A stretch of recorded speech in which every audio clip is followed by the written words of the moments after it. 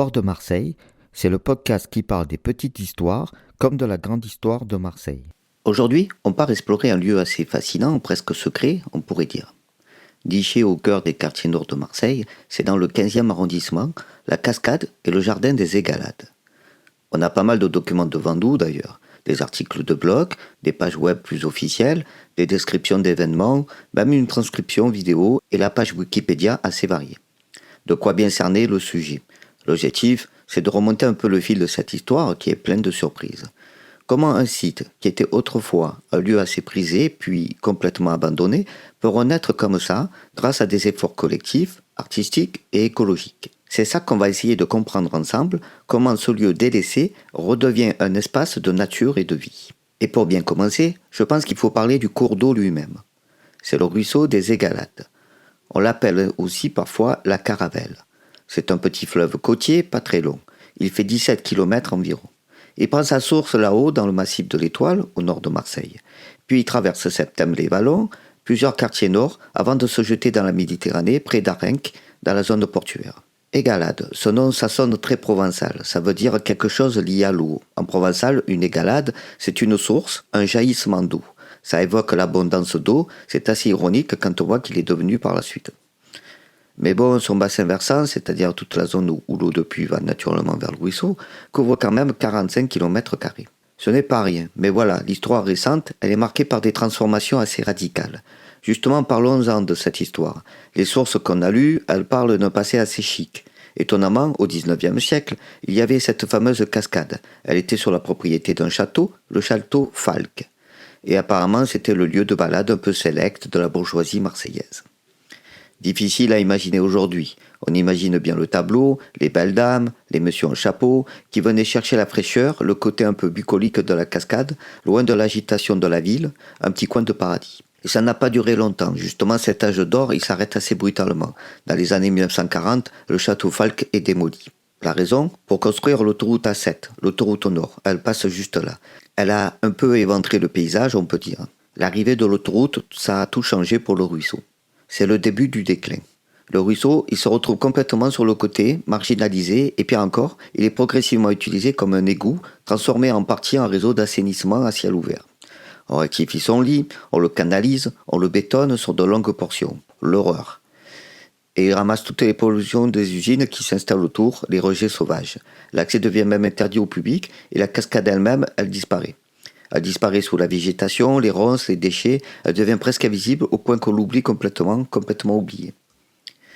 Dans certaines sources, on trouve même un surnom assez triste qu'on lui donne, la mare aux lentilles. La mare aux lentilles, ça montre bien l'état d'abandon, la perte de mémoire collective de cascade bourgeoise à mare aux lentilles. Quelle dégringolade! C'est une histoire de déclin assez classique, malheureusement, pour beaucoup de petits cours d'eau en ville, avec l'industrialisation, l'étalement urbain. Mais c'est là que ça devient vraiment intéressant, parce qu'il y a une sorte de résurrection. Comment ce lieu a pu ressortir de l'oubli après toutes ces années? Alors, la redécouverte, d'après nos infos, ça se situe vers 2001. C'est le point de départ d'une nouvelle histoire. Et petit à petit, l'idée d'un réaménagement commence à faire son chemin, avec une dimension artistique forte d'ailleurs, dès le début. Et ce qui a surpris les premiers explorateurs, on va dire, c'est de trouver là, au milieu de cet environnement très urbain, très industriel même, une richesse écologique qu'on n'attendait pas. Une sorte de petit oasis de biodiversité qui avait survécu caché sous les décombres. Incroyable. Et concrètement, ça s'est passé comment? C'était quoi les premières étapes pour sortir le site de là?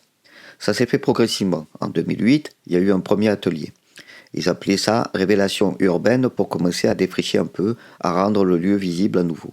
Puis en 2011, une étape plus importante, un chantier éducatif avec des jeunes suivis par la DAP 13. C'est l'association départementale pour le développement des actions de prévention, encadrée par un paysagiste, Julien Rodriguez. Et là, ils se sont attaqués à un gros boulot, nettoyer, débroussailler, plus sérieusement, construire des aménagements légers pour sécuriser un peu l'endroit. Un vrai travail de fond, quoi. Un travail de fourmi. Et ça a permis une première ouverture très symbolique, mais remarquée pour les Journées du patrimoine en 2011. Les sources disent qu'il y a eu plus de 400 visiteurs. Des curieux, des anciens du quartier peut-être, qui venaient redécouvrir ce lieu dont ils avaient à peine entendu parler. Ça a vraiment marqué les esprits. Ça a montré qu'il y avait un potentiel d'attraction. Et c'est là qu'intervient l'acteur qui semble vraiment clé dans tout ça, la Cité des Arts de la Rue. Elle est installée juste à côté. Quelle chance cette proximité! La Cité des Arts de la Rue, ce pôle assez unique en Europe pour la création artistique en espace public, elle s'est installée sur le site des anciennes usines Pernod, vraiment mitoyennes du ruisseau. Et dès 2007, donc bien avant le chantier éducatif de 2011, les documents montrent qu'ils s'intéressaient déjà à ce patrimoine naturel. Ils voulaient l'intégrer à leur projet sur le territoire. Ils voyaient comme une extension de leur propre espace de création. Et c'est cette volonté qui va mener en novembre 2015 à un projet plus structuré, un chantier d'insertion pour aménager le site de façon plus pérenne sur une parcelle de 2000 m2 juste à côté de la cité. Un chantier d'insertion, c'est intéressant ça. Souvent, on passe juste à nettoyer ou à construire. Mais là, avec la Cité des Arts de la Rue, on imagine qu'il y avait autre chose derrière. Et c'est peut-être une des clés du succès de ce projet, cette façon assez rare de mélanger les objectifs. Ce n'était pas juste un projet écolo ou juste un projet social. L'APCAR, c'est l'asso qui gère la Cité des Arts de la Rue, a vraiment voulu tisser ensemble plusieurs dimensions. D'abord, ancrer la cité dans son quartier, en utilisant ses compétences artistiques, culturelles, pour mettre en valeur le site. Ensuite, une dimension sociale très forte, créer des emplois locaux, pour des personnes qui étaient loin du travail via des parcours d'insertion qui combinaient l'apprentissage des techniques paysagisme, petite maçonnerie et une ouverture culturelle artistique. Le social et le culturel qui s'enrichissent mutuellement en quelque sorte. Et bien sûr, l'objectif de base est requalifier le site physiquement, le rendre accessible, agréable pour les habitants, et puis l'animer régulièrement avec des interventions artistiques liées à l'environnement. Et l'écologie dans tout ça. Et enfin, oui, une ambition écologique claire, participer à la restauration du ruisseau lui-même et plus largement, essayer d'améliorer la qualité de l'eau qui finit dans la baie de Marseille. C'est cette approche un peu globale, holistique, qui a sans doute donné sa force au projet. Les sources donnent même des chiffres. En 2016, on parlait d'un budget de 187 000 € et 11 personnes employées au début. Et ça a donné quoi concrètement? On voit des aménagements qui sont apparus, un belvédère pour admirer la cascade quand elle coule. Une guinguette aussi, installée en 2017, pour pouvoir accueillir des événements. Il y a aussi un projet pour sécuriser la passerelle d'accès et le bilan humain est assez impressionnant. Une des sources, qui part d'une fête pour les 10 ans d'émission sur le site en octobre 2025, mentionne 90 personnes qui ont été impliquées au total dans ces chantiers successifs. 90 personnes, c'est énorme. Et aussi un chiffre qui marque 60 tonnes de déchets retirés du site. 60 tonnes, ça donne une idée de l'état dans lequel ça devait être. C'est vraiment un bel exemple de projet qui arrive à mêler le social, le culturel et l'écologique. Alors aujourd'hui, concrètement, si on veut aller voir ce jardin, cette cascade, on peut, c'est ouvert. Oui, le jardin est accessible, mais c'est encadré. Les sources indiquent qu'il est ouvert gratuitement chaque mercredi après-midi de 14h à 17h. C'est un créneau régulier pour que les habitants puissent venir. Et puis il y a un rendez-vous mensuel qui a l'air bien installé chaque premier dimanche du mois. Enfin, sauf en août et parfois en hiver, je crois. Mais de mai à juillet et de septembre à décembre, le site s'anime un peu plus. Qu'est-ce qui se passe ces dimanches-là? Alors, il y a un petit marché de producteurs locaux le matin de 9h à 14h. On propose aussi des visites commentées de la cascade, souvent à 9h et à 11h. Et il y a aussi un cycle de conférences thématiques. Ça s'appelle Bois d'eau. Elles sont animées par le bureau des guides du GR 2013. Ils font des balades super intéressantes à Marseille. Ces conférences, c'est souvent à 11h. Par contre, il faut noter que pour certaines activités, comme ces conférences Bois d'eau, ou si on veut venir en groupe, par exemple, avec une asso comme Marseille Autrement, il faut souvent réserver. C'est une ouverture progressive, maîtrisée, pour essayer de concilier l'accueil du public et la protection du lieu qui reste fragile. Et cette fameuse cascade alors. Une source disait que c'était un peu la roulette russe. Pour le débit d'eau, on risque de venir et de ne rien voir couler. Le débit du ruisseau des Égalades dépend beaucoup de la pluie et il est naturellement bas une bonne partie de l'année. Surtout avec les sécheresses. Avec les sécheresses qui s'accentuent en Provence, c'est tout à fait possible que la cascade soit sec quand on vient. C'est un peu la fragilité du site. Mais bon, même sans un gros débit d'eau, le lieu garde son charme, son intérêt. Justement, c'est quoi la valeur de ce lieu aujourd'hui, au-delà de la cascade elle-même? Qu'est-ce qui fait qu'il est important? Sa valeur, elle est multiple. D'abord, c'est un incroyable havre de paix et de fraîcheur. Les sources parlent souvent d'îlots de fraîcheur. Oui, c'est vraiment ça. En pleine zone urbaine, très minérale, historiquement industrielle, trouver ce coin de verdure avec de l'eau, même si elle est intermittente, et une biodiversité qui est revenue toute seule, c'est assez remarquable.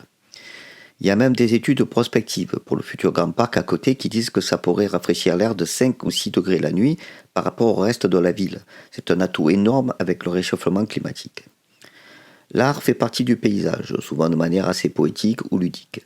Il y a par exemple la Noria. C'est une installation sonore d'Alain Arez et Mathieu Audejean qui réagit au passage de l'eau quand il y en a. Il y a aussi la machine à renaturer. Ça, c'est du collectif Les Arts de la Crue. C'est une installation assez maligne qui permet, quand il n'y a pas assez d'eau naturellement, de faire fonctionner la cascade artificiellement, un peu pour rappeler qu'elle est là potentiellement. Et puis il y a des œuvres plus graphiques, comme une grande fresque sur le mur en face de la cascade. Elle évoque les crues du ruisseau qui peuvent être violentes parfois. Ça montre bien ce lien constant entre l'eau, la nature, la création artistique. Et le site a aussi une dimension pédagogique. Et il y a une balade sonore qui a été créée pour découvrir l'histoire et les sons du ruisseau de manière immersive. On peut aussi télécharger un carnet de la flore pour apprendre à reconnaître les plantes qui poussent là. Et cette volonté de partager les connaissances, de sensibiliser, c'est au cœur de la démarche d'un autre acteur important qui est apparu plus récemment, le collectif Les Gamarres. Les Gamarres, comme les petites crevettes d'eau douce, joli nom. C'est qui exactement ce collectif? C'est lié à l'APCAR. C'est une initiative qui est née en 2019 et ça regroupe plusieurs structures et des personnes qui sont actives autour du ruisseau. Dedans, on trouve l'APCAR, bien sûr, mais aussi le bureau des guides du GR 2013, la coopérative d'habitants Hôtel du Nord. Un beau mélange d'autres acteurs locaux et des habitants aussi. Et c'est une sorte d'alliance assez informelle qui essaie d'agir sur tout le cours d'eau, de la source à Septembre jusqu'à l'embouchure à Arenc. Et ils font quoi concrètement?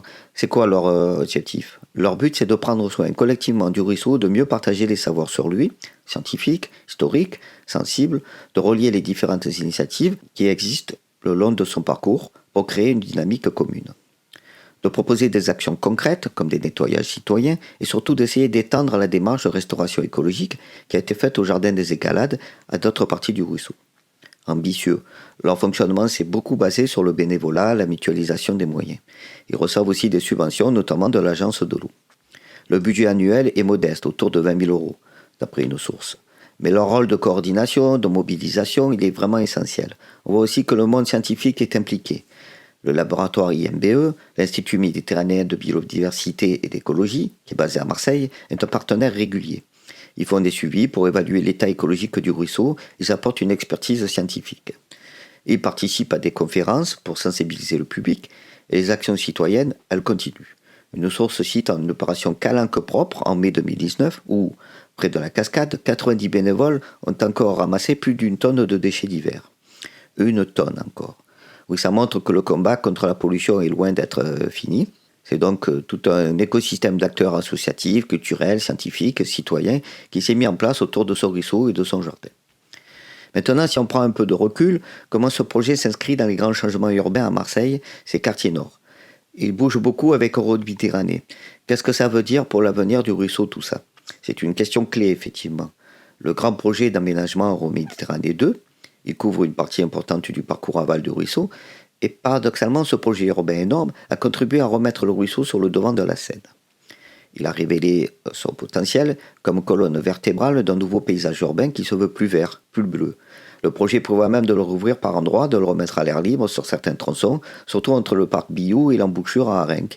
Par une remise à l'air libre, ce serait une sacrée inversion de tendance par rapport à la façon dont on l'a couvert et bétonné par le passé. Et au cœur de cette vision, il y a la création annoncée d'un futur parc des Égalades. Un grand parc public de 10 hectares qui doit être créé sur le site dans l'ancienne gare de fret du Canet, juste à côté du ruisseau. On espère une livraison vers 2028 et ça ne sera pas un parc isolé, il fait partie d'un plan plus large. Il est pensé comme le maillon central d'une future coulée verte. L'idée c'est de créer une continuité écologique et paysagère le long du ruisseau, là où il sera à ciel ouvert pour relier ce nouveau parc des Égalades au parc Bougainville, un autre parc de 4 hectares qui a été livré en 2024, et au parc Biou qui existe déjà plus en amont. On imagine donc un couloir vert et bleu qui traverserait ces quartiers nord. Ça offrirait des espaces de nature, de loisirs aux habitants, c'est l'idée. C'est une vision très séduisante sur le papier. Mais quels sont les freins? Est-ce que c'est réaliste vu l'état actuel du ruisseau dont on parlait? Il faut rester très prudent malgré tous les efforts autour du jardin et du collectif Les Gamarres. L'état de santé global du ruisseau il reste préoccupant. Les sources sont claires là-dessus. Les pollutions anciennes, industrielles surtout, ont laissé des traces dans les sédiments. Il y a toujours des pollutions actuelles domestiques, des rejets pas aux normes. Plus de la moitié de son parcours est encore canalisé. Souvent sous terre, ça asphyxie le cours d'eau, ça limite l'auto-épuration naturelle, la vie aquatique. Surtout que le débit est souvent faible. C'est un lourd héritage en effet. Comment on compte s'attaquer à ces problèmes de fond? C'est tout l'enjeu du contrat de baie signé en 2015 entre la ville et la métropole, avec l'aide de l'agence de l'eau. Ce contrat, il vise justement à coordonner les actions pour réduire les pollutions à la source, restaurer les écosystèmes aquatiques, les berges et puis sensibiliser les gens. L'étude de l'INBE en 2017 servait justement à faire un diagnostic précis et proposer des actions prioritaires. Donc l'objectif final, c'est de transformer ce ruisseau qui a été si malmené en un véritable atout pour la ville. L'ambition est revitaliser son fonctionnement hydrologique, restaurer les continuités écologiques pour que la faune, la flore puissent circuler, améliorer vraiment la qualité de l'eau. C'est un enjeu majeur pour la baignade dans la baie de Marseille d'ailleurs, et aménager des rives sympas pour les loisirs. Tout ça en impliquant les habitants pour qu'ils se réapproprient les cours d'eau, mais ça soulève une question importante. Est-ce que nos sociétés urbaines sont vraiment capables de réparer les erreurs du passé, de réintégrer durablement ces éléments naturels dans un tissu urbain qui est très dense, souvent dégradé? Quels sont les principaux défis qui sont identifiés? Ils sont nombreux. Il y a les défis techniques, financiers pour dépolluer, pour renaturer. Il y a les défis de gouvernance, comment faire travailler ensemble tous les acteurs, la ville, la métropole, l'État, les assos, les entreprises, les habitants. Comment gérer les conflits d'usage qui pourraient apparaître. Les sources montrent aussi des difficultés très concrètes sur le terrain. Par exemple, le besoin d'une médiation permanente pour ouvrir le site de la cascade plus largement sans le dégrader, ou encore le besoin de mieux connecter ces projets de renaturation avec les autres grandes opérations urbaines comme Euroméditerranée pour que tout soit cohérent. C'est un travail de longue haleine. En tout cas, l'histoire de la cascade et du jardin des Égalades est assez incroyable. Si on essaye de résumer, on est passé d'un petit joyau bucolique pour la bourgeoisie marseillaise à un égout à ciel ouvert complètement oublié, caché sous les détritus, l'autoroute, et puis grâce à une redécouverte un peu par hasard et surtout à une mobilisation tenace, citoyenne, artistique, associative, on assiste à une renaissance assez spectaculaire. Ce lieu redevient un espace de nature, un lieu de création, un support d'insertion sociale. C'est une dynamique portée par des acteurs comme la Cité des Arts de la Rue, fédérée par des initiatives comme le collectif Les Gamards, animée par des artistes et entretenue par l'engagement des habitants, des salariés en insertion. C'est fort, et si on replace ça dans une perspective un peu plus large, l'exemple des Égalades est vraiment très inspirant. Il nous pousse à nous demander combien d'autres trésors cachés comme ça. Des petits cours d'eau oubliés, des friches industrielles avec un potentiel écologique, du patrimoine délaissé. Combien dorment au cœur de nos villes? Bonne question. Et qu'est-ce que cette expérience marseillaise nous apprend sur les ingrédients qu'il faut pour réussir ce genre de reconquête? On l'a vu, l'importance d'une volonté politique citoyenne forte, d'une vision qui n'oppose pas la nature à la culture, mais qui les fait dialoguer, d'une conscience écologique qui motive l'action et de l'implication des habitants dès le début. La grande question qui reste, et c'est peut-être là-dessus qu'il faut réfléchir, c'est celle de la pérennité. Est-ce que ces reconquêtes vont tenir sur le long terme face à la pression immobilière, aux difficultés pour trouver des financements durables, aux défis du changement climatique qui vont fragiliser ces écosystèmes? Comment on s'assure que ces Égalades retrouvées puissent vraiment continuer durablement à faire respirer nos villes?